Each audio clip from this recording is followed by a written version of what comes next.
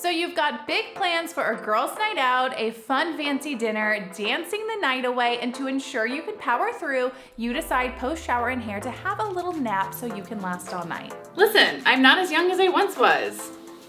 And of course, your alarm failed to go off. Oh my God, my alarm didn't go off. I only have 20 minutes.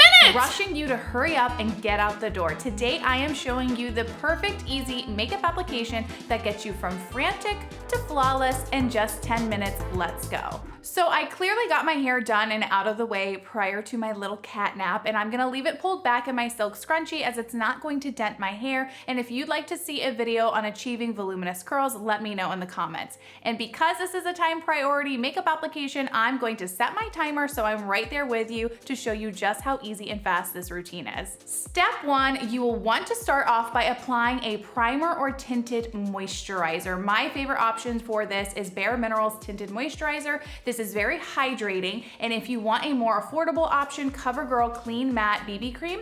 It's a great option with 4 shades to choose from. Both of these are going to help balance your skin, and being tinted allows you to have more coverage, so you don't have to spend the time using a full coverage foundation. You would be surprised at how well these work. You don't need a lot, and I will just use my fingers to spread the product along my skin like any typical moisturizer. When in a rush, you do have to cut corners, and these are the perfect option to speed up the time, but not sacrifice the end result. If you still feel like you aren't getting enough coverage from these, don't worry, because step 3 is going to add a bit more coverage, but remain super easy and fast. Step 2 is to apply your under eye concealer. You want to only focus it where you see discoloration, which is typically in our inner corners. When using a beauty blender, you will be able to spread the product throughout the rest of your eye area to get coverage everywhere, but without overusing the product. As I've gotten older, some lines have started creeping up, and I found that I was way overusing concealer and it would crease into my lines, which is not a good look.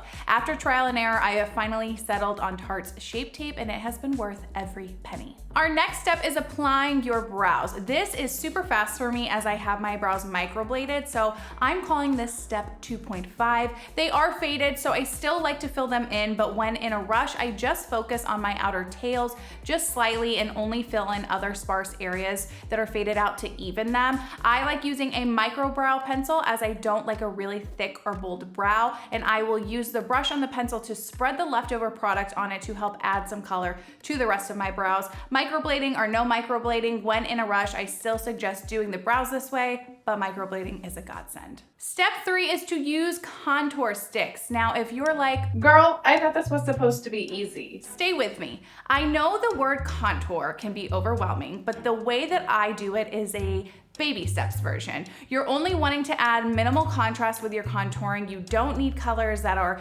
2 or 3 shades lighter or darker than your skin tone. The ones I'm using today are from the brand Joa, and if you were concerned that step 1 wouldn't give you the coverage you need, these are going to be a great option to give you that extra coverage. I start off with the darker shade and just work this along my jawline, top of my forehead, and where I would place bronzer or blush, and then the lighter shade I will use between my brows and below my cheekbone to keep some contrast and blend in with my beauty blender. I like to blend my dark sections in first and then work into my light sections. You could do either way. Once you have done that, you're going to want to set with a powder to just lock everything into place, and this also helps to absorb any extra dewy feel that your moisturizer or the sticks leave behind. For this step, you could use a tinted or translucent powder. All right, we are halfway through our makeup application, and look how easy and fast this has been. We have got 5 minutes left to finish up step 4 and 5. Step 4 is our second to last step, and it is applying your bronzer or blush. This is going to add that extra pop of color to our face,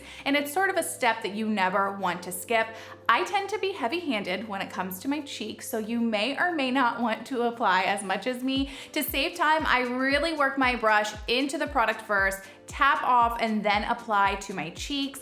And I'm gonna be very vulnerable here and ask you guys to be honest in the comments and let me know if you think I am too heavy-handed or not. I love the look of a bold cheek, but sometimes I look at a picture and I'm like, holy hell, definitely did not need that much bronzer. So I will nervously be awaiting your replies. After After you've applied your bronzer or blush, I like to work what's left over on the brush lightly along my jawline, my temples, and forehead area just to add a bit more contrast. That's optional, it's just what I like to do to blend it all in. Sometimes if I feel like I've overdone my bronzer, I will come back in with that same brush we used for our setting powder and just go over my cheeks to soften the look up. It all just depends on how I'm feeling that day. I just love bronzer. All right, we are on to our fifth and final step. We've got just over 3 minutes left, which is perfect for it, and that is to apply a bright or bold lip.